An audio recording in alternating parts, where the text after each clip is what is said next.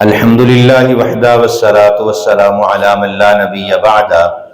اما بعد اعوذ باللہ من الشیطان الرجیم بسم اللہ الرحمن الرحیم وَأَقِيمُوا الصَّلَاةَ وَآتُوا الزَّكَاةَ صدق اللہ العظیم اللہم صلی علی محمد وعلی آل محمد کما صلیت علی ابراہیم وعلی آل ابراہیم انکا حمید مجید اللہم بارک علی محمد وعلی آل محمد کما بارکت علی ابراہیم وعلی آل ابراہیم انکا حمید مجید۔ ہر قسم کی حمد و ثنا اللہ وحدہ لا شریک کی ذات کے لیے، کروڑ درود و سلام امام الانبیاء جناب محمد رسول اللہ صلی اللہ علیہ وآلہ وسلم کی ذات اقدس پر۔ مختصر حمد و ثنا کے بعد گزشتہ روز سے جو ہے وہ نماز کے متعلق گفتگو جاری ہے، تو آج اسی گفتگو کو جو ہے وہ تھوڑا سا آگے بڑھاتے ہیں، تھوڑی اسپلے کرتے ہیں۔ اسی گفتگو کو آگے بڑھاتے ہوئے کل ہم نے نماز کی ابتدا کے حوالہ سے کہ نبی صلی اللہ علیہ وسلم نے فرمایا کہ جب ہاتھ اٹھا کر تکبیر تحریمہ کہہ کے جو ہے وہ نماز کو شروع کر لینا ہے، تو حدیث ہم نے پڑھی تھی کان رسول اللہ صلی اللہ علیہ وسلم یضع یدہ الیمنی علی یدہ الیسری ثم یشتد بینہما علی صدرہ وہو فی الصلاۃ، کہ نبی صلی اللہ علیہ وسلم دوران نماز جو ہے اپنا دایاں ہاتھ بائیں ہاتھ کے اوپر سینے پر رکھتے تھے۔ یہ ابو داؤد کی روایت تھی۔ اس سے آگے جو ہے دعائے استفتاح، جس کو ہم سبحانک اللہم وبحمدک وتبارک اسمک وتعالی جدک ولا الہ غیرک جو ہے پڑھتے ہیں۔ یہ دعا بھی نبی صلی اللہ علیہ وآلہ وسلم سے مسنون ہے۔ اس کے علاوہ انی وجہت وجہی للذی فطر السماوات والارض حنیفا وما انا من المشرکین۔ اس کے علاوہ نبی صلی اللہ علیہ وسلم سے صحیح بخاری حدیث نمبر 744 ہے کہ نبی صلی اللہ علیہ وسلم جب اللہ اکبر کہہ کر خاموش ہو جاتے، تھوڑی دیر خاموش رہتے، پھر سورہ فاتحہ کی تلاوت کرتے، تو حضرت ابو ہریرہ پوچھتے ہیں اللہ کے پیغمبر یہ جو تھوڑا سا وقت آپ خاموش رہتے ہیں اس میں کیا تلاوت کرتے ہیں؟ تو نبی صلی اللہ علیہ وسلم نے فرمایا اللہم باعد بینی وبین خطایای کما باعدت بین المشرق والمغرب اللہم نکنی من الخطایا کما ینقی الثوب الابیض من الدنس اللہم اغسل خطایای بالماء والثلج والبرد۔ یہ دعا جو ہے یہ بھی مسنون ہے۔ ہم نے بالکل نماز کے اندر جو ہے وہ چھوٹی چھوٹی دعاؤں کو یاد کر رکھا ہے۔ اللہ رب العالمین ہماری نمازوں کو قبول فرمائے، لیکن نماز جو ہے نبی صلی اللہ علیہ وسلم نے فرمایا خشوع و خضوع سے، عاجزی سے، انکساری سے تھوڑا سا ٹائم لگا کر لمبی نماز پڑھنا جو ہے وہ مسنون طریقہ ہے۔ امام کے لیے حکم ہے کہ جب وہ جماعت کروائے تو اپنے مقتدیوں کی حالت کو دیکھ کے اس حساب سے لمبا یا مختصر کر دے۔ یہ دور اس طرح کا کہ ہر انسان جو ہے ایک تو اپنی بیماری کی وجہ سے لوگ زیادہ دیر کھڑے نہیں ہو سکتے، تو کوشش ہوتی ہے کہ نماز کو مختصر کیا جائے۔ پھر رمضان المبارک کے مہینے میں خاص جب سحری کر کے کھڑا ہونا جو ہے وہ مشکل ہو جاتا ہے، اکثر اوقات صبح سحری میں انسان پانی زیادہ پی لیتا ہے، پھر واش روم کی حاجت ہو جاتی ہے، اس لیے کوشش ہوتی ہے کہ فجر کی نماز کو مختصر چھوٹا پڑھا جائے۔ ورنہ نبی صلی اللہ علیہ وآلہ وسلم جو ہے وہ نماز میں سورۃ قاف، سورۃ سجدہ، سورۃ الدہر، بڑی بڑی صورتیں جو ہے وہ پڑھا کرتے تھے، لیکن امام کے لیے حکم ہے کہ وہ اپنے مقتدیوں کے حساب سے جو ہے وہ نماز کو پڑھائے۔ تو ویسے جو ہے وہ اکیلا نماز پڑھے تو انسان کو لمبی نماز پڑھنی چاہیے، زیادہ دعائیں یاد کرنی چاہیے۔ اب ہمارے ایک بات عام ہوتی ہے کہ عمر ہو گئی ہے اب دعا یاد نہیں ہوتی، لیکن وہی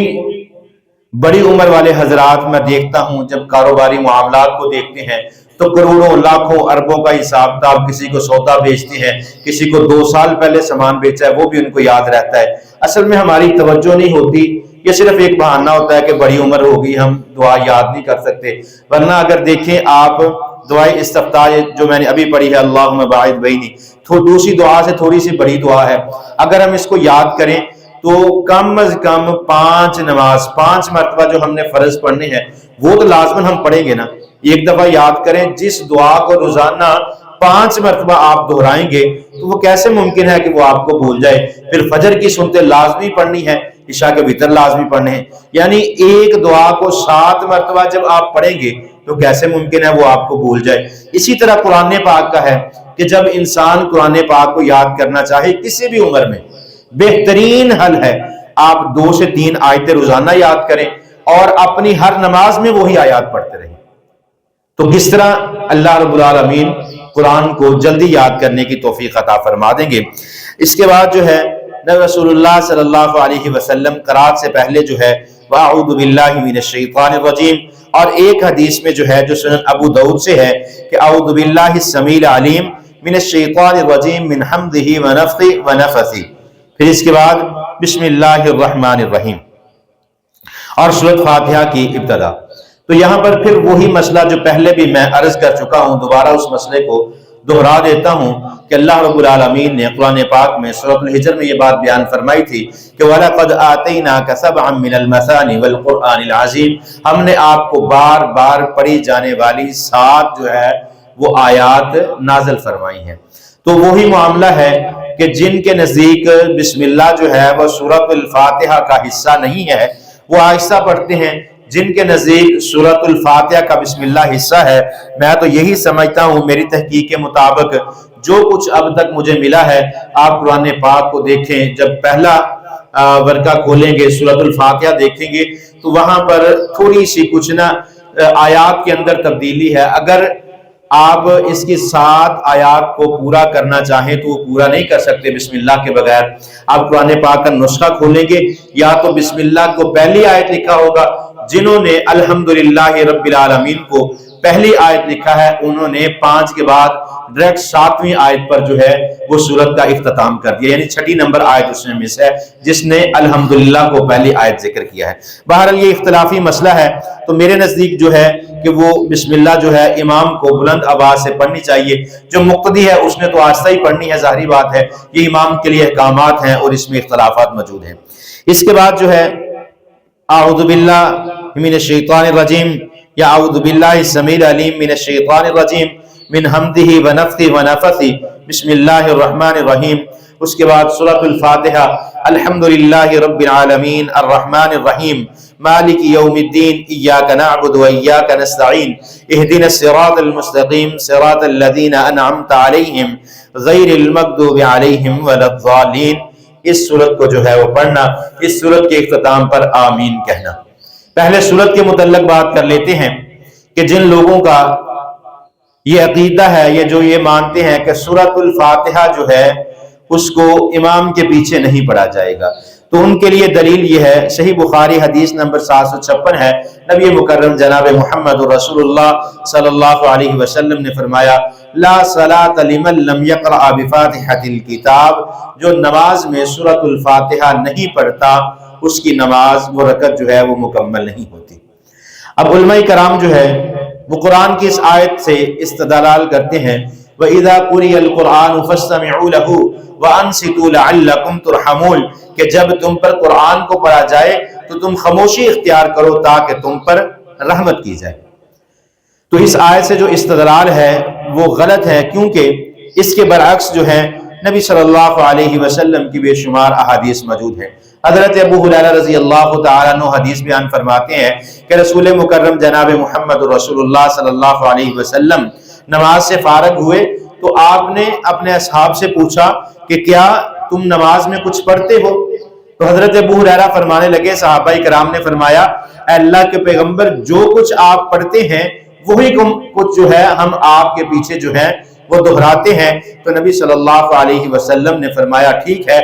نماز میں امام کے پیچھے سورۃ الفاتحہ پڑھنی ہے، لیکن جب امام قرآن کی تلاوت کرے تو اس وقت جو ہے وہ خاموشی کے ساتھ سنی جائے گی. نماز میں جو ہے وہ سورۃ الفاتحہ لازمی پڑھنی ہے. آپ اکیلے ہوں، امام کی اقتداء میں ہوں تو اس وقت جو ہے وہ سورۃ الفاتحہ پڑھنی ہے، کیونکہ واضح حکم جب آ جائے کہ لا صلاۃ، آسان سے لفظ ہے حدیث کے، اگر آپ غور کریں گے آپ کو سمجھ آئے گی. لا کا مطلب نہیں، صلاۃ نماز، لمن لم یقرأ، جس نے نہ پڑھی، قرأ کا مطلب تلاوت کرنا، پڑھنا، لمن لم یقرأ نہ پڑھی بفاتحۃ الکتاب، سورۃ الفاتحہ کا نام بفاتحۃ الکتاب ہے، ایک حدیث میں ام الکتاب کا بھی ذکر آتا ہے، تو جس نے نماز میں سورۃ الفاتحہ نہ پڑھی اس کی نماز جو ہے وہ مکمل نہیں ہے۔ پھر حضرت وائل بن حجر رضی اللہ تعالیٰ عنہ حدیث بیان فرماتے ہیں، کان رسول اللہ صلی اللہ علیہ وسلم اذا قرأ والضالین، کہ نبی صلی اللہ علیہ وسلم قرات کرتے اور جس وقت قرات پر اس الفاظ پر پہنچتے والضالین یعنی سورۃ الفاتحہ ختم ہوتی، قال آمین ورفع بها صوتہ، اور ہماری آوازیں جو ہیں وہ بلند ہو جاتی۔ نبی صلی اللہ علیہ وسلم نے فرمایا کہ وَإِذَا قَالَ الْإِمَامُ غَيْرِ الْمَغْضُوبِ عَلَيْهِمْ وَلَا الضَّالِّينَ فَقُولُوا آمین، یہاں پر نبی صلی اللہ علیہ وسلم نے حکم دیا ہے فَقُولُوا آمین، تم آمین کہو۔ اب اختلاف کیا ہے کہ بلند آمین کہنا ہے یا آہستہ آمین کہنا ہے؟ آمین تو سبھی کہتے ہیں، لیکن کچھ اختلاف کی وجہ سے آہستہ کہتے ہیں، کچھ اونچی آواز سے کہتے ہیں، تو اس میں نبی مکرم جناب محمد الرسول اللہ صلی اللہ علیہ وسلم کی جو حدیث ہے، نبی صلی اللہ علیہ وسلم نے فرمایا کہ جو شخص امام کے ساتھ جو ہے وہ نماز پڑھے، نماز پڑھتے ہوئے امام کی اقتداء میں سورۃ الفاتحہ پڑھے، جب امام غیر المغضوب علیہم ولا الضالین پر پہنچے تو تم آمین کہو، اور جس شخص کی آمین جو ہے وہ فرشتوں کی آمین کے ساتھ موافقت کر گئی، اللہ رب العالمین اس کے پہلے سارے گناہ جو ہیں وہ معاف فرما دیں گے۔ فرشتوں کی آمین کے ساتھ تمہاری آمین اگر موافقت کر جاتی ہے تو اللہ رب العالمین جو ہے وہ تمہارے پہلے سارے گناہوں کو جو ہے وہ معاف کرتے ہیں۔ اس پر بھی بے شمار احادیث موجود ہیں جہری آمین کہنے پر۔ اس سے آگے جو ہے قرآن پاک کی کوئی سورت کو ملانا، حضرت جابر بن عبداللہ رضی اللہ تعالیٰ عنہ حدیث بیان فرماتے ہیں، کُنَّا نَقْرَأُ فِي الظُّهْرِ وَالْعَصْرِ خَلْفَ الْإِمَامِ فِي الرَّكْعَتَيْنِ الْأُولَيَيْنِ بِفَاتِحَةِ الْكِتَابِ وَسُورَةٍ وَفِي الْآخِرَيْنِ بِفَاتِحَةِ الْكِتَابِ۔ جابر بن عبداللہ رضی اللہ تعالیٰ عنہ بیان فرماتے ہیں کہ رسول اللہ صلی اللہ علیہ وسلم نے فرمایا کہ جب تم ظہر اور عصر کی نماز کو ادا کرو تو امام کے پیچھے جو ہے چاروں رکعات کے اندر جو ہے وہ سورۃ الفاتحہ پڑھنی ہے، اور اگر آپ اکیلے نماز پڑھ رہے ہیں تو پہلی 2 رکعت کے اندر سورۃ فاتحہ کے ساتھ قرآن کی آیات کو تلاوت کرنا ہے، وفی الآخرین بفاتحۃ الکتاب، اور دوسری 2 رکعت جو ہے ان میں صرف سورۃ الفاتحہ پڑھی جائے گی، یعنی پہلی 2 رکعت کے اندر جو ہے سورۃ الفاتحہ کے ساتھ جو ہے وہ قرآن کی آیات کی تلاوت کی جائے گی، اور جو دوسری 2 رکعت ہیں ان میں صرف سورۃ الفاتحہ پڑھی جائے گی۔ اسی طرح مغرب کی نماز ہے، 2 رکعت کے اندر قرآن کی تلاوت کی جائے گی، لیکن تیسری رکعت میں صرف سورۃ الفاتحہ جو ہے وہ پڑھی جائے گی۔ قرآن جو ہے وہ کس قدر پڑھنا چاہیے؟ سورۃ الفاتحہ پڑھ لی، سورۃ الفاتحہ پڑھنے کے بعد قرآن پاک کی آیات کس قدر پڑھنی چاہیے؟ کم از کم 3 آیات، یا کوئی اتنی بڑی آیت ہو جو 3 آیات کی مطابقت کرتی ہو، یعنی اتنا قرآن کا حصہ پڑھنا ہے کہ جو 3 آیات کے برابر ہو۔ سورۃ الفاتحہ پڑھنے کے بعد کم از کم 3 آیات جو ہیں وہ آپ نماز میں پڑھیں گے۔ اگر زیادہ پڑھنا چاہیں تو اس میں قباحت نہیں، کم از کم 3 آیات یا اس کی برابری جو ہے، مطلب جس طرح آپ آیت الکرسی پڑھتے ہیں تو وہ 3 آیات کی برابری کر جاتی ہے، آپ اکیلی آیت الکرسی پڑھ لیں گے تو آپ کی نماز کے لیے اکتفا کر جائے گی۔ دعا ہے اللہ رب العالمین عمل کی توفیق عطا فرمائے۔ وَأَقُولُ قَوْلِي هَذَا أَسْتَغْفِرُ اللَّهَ لِي وَلَكُمْ